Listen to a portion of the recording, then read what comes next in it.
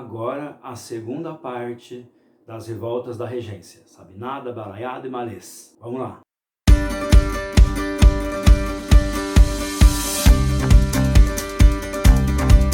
Uma outra revolta do período da regência é a Sabiná, que aconteceu na Bahia de 1837 a 1838. O nome Sabinada vem do seu líder, Francisco Sabino Álvares da Rocha Vieira. O Francisco Sabino, ele representava toda uma classe social na Bahia, médicos, professores, advogados, jornalistas, que também estavam insatisfeitos com a falta de participação política local. Além dessa classe que queria participar da política, que queria escolher o presidente da província, nós também teremos a adesão dos escravos. Vocês devem estar se perguntando, várias revoltas nós estamos falando que os escravos acabavam aderindo. Vamos entender uma coisa? O escravizado, ele está numa condição de que qualquer motivo que ele tenha, ele vai se revoltar. A própria condição de escravizado já é uma situação na qual a pessoa está propensa a tentar fugir, se libertar daquela situação.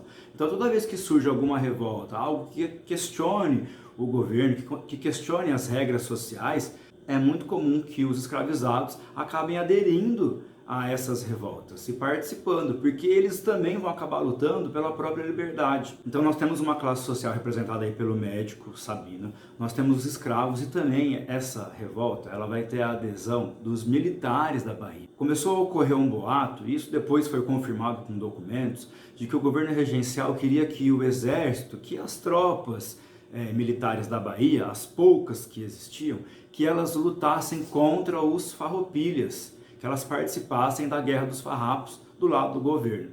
Esses caras não querem participar dessa revolta por motivos óbvios. Quando os militares baianos eles percebem que já existe um burburinho, que já existe uma efervescência, um pensamento de se revoltar contra a regência, os militares então vão se juntar aos escravos e a essa classe média que está se revoltando contra o governo. Qual que era a ideia das pessoas, dos revoltosos da Sabinada? Que a Bahia, ela declarasse uma república provisória. Olha que interessante, enquanto os regentes estivessem no poder, eles seriam um país independente. E quando Dom Pedro II assumisse o trono, eles voltariam a fazer parte do Brasil. É claro que essa ideia ela assustou demais os regentes. Então o poder regencial, o poder central, vai se preocupar demais com a Sabinada.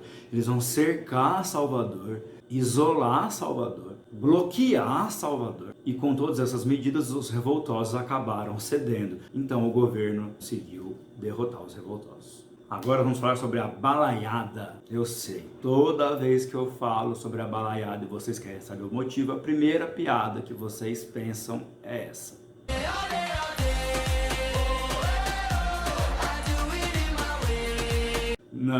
Não foi esse o motivo da balaiada. A balaiada aconteceu no Maranhão, de 1838 até 1840. Para entender a balaiada, precisamos compreender três figuras importantes desse evento. O primeiro é o Raimundo Gomes, também chamado de Cara Preta. O Raimundo Gomes, ele fez o seguinte, ele vai liderar um grupo, vai invadir a delegacia, vai libertar o irmão e quase todos os outros presos que estavam ali, ele vai formar um grupo de revoltosos com essas pessoas que fugiram da prisão. Uma outra figura importante era o Negro Cosme.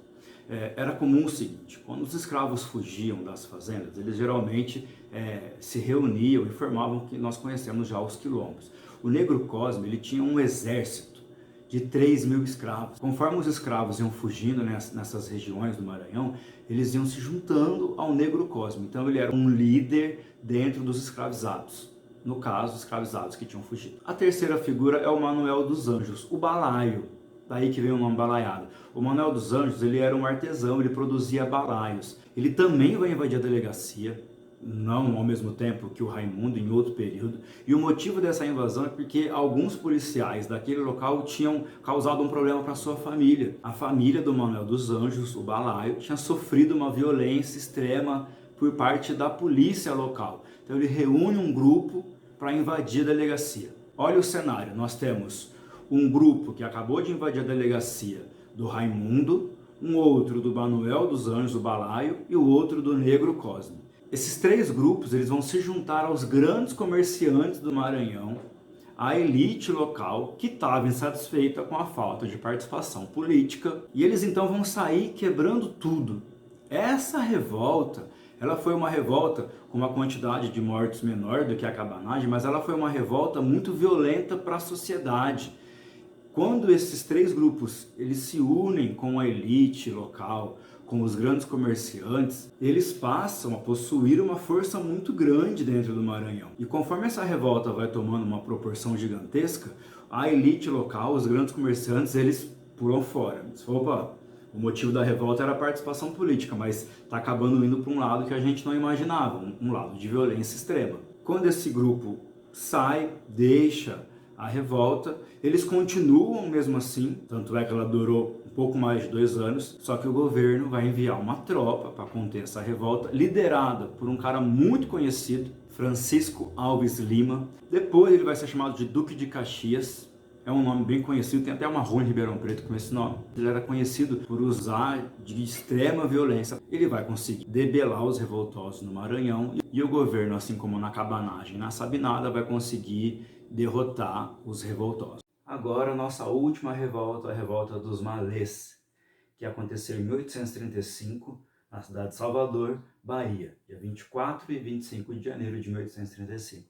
Ela teve esse tempo curto de duração, porque na verdade os revoltosos eles foram delatados. Alguém, uma escrava, entregou os planos dos revoltosos, o governo soube com antecedência e conseguiu resolver o problema rapidamente. Então, alguns africanos que foram trazidos na condição de escravos, eles pertenciam a diversas religiões.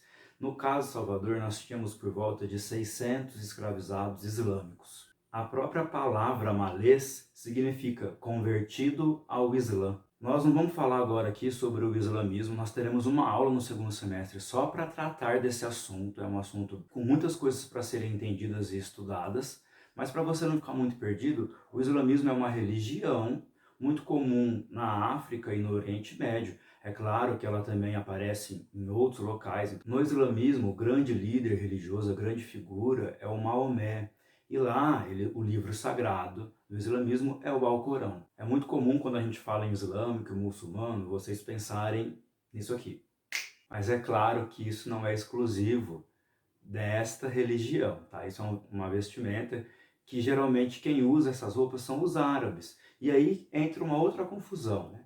Nem todo árabe é islâmico. É claro que a maioria dos árabes eles têm essa religião, mas existem árabes que são cristãos, por exemplo, ou de qualquer outra religião. Vamos voltar para a nossa revolta. Salvador, em 1830, na década de 1830, Salvador tinha 1/3 da sua população composta por escravos. Desses escravos, alguns, como eu disse, eram islâmicos. Essa revolta ela chega até a ser um pouco polêmica dentro da historiografia, porque tem duas formas de perceber e enxergar o que aconteceu. A primeira é a que diz que os escravos islâmicos eles não tinham liberdade religiosa. Então, alguns tinham inclusive que andar com autorização para poder usar o Alcorão, o seu livro sagrado, e eles não tinham autorização para fazer os rituais religiosos que o Islã impõe. E por conta dessa intolerância religiosa, dessa falta de liberdade para ter a sua própria religião, eles vão se unir e realizar então esse ato. Uma outra versão, ela diz que esses escravos islâmicos, eles queriam transformar Salvador numa cidade islâmica. Eles queriam impor o islamismo e converter as pessoas. Isso é comum na história. O mesmo fato tem mais de uma interpretação. No caso dos malês, pode ser que as duas versões estejam corretas de alguma forma. Independente da motivação desses escravos, o importante é perceber que o malês também está dentro do contexto dessa efervescência social e política.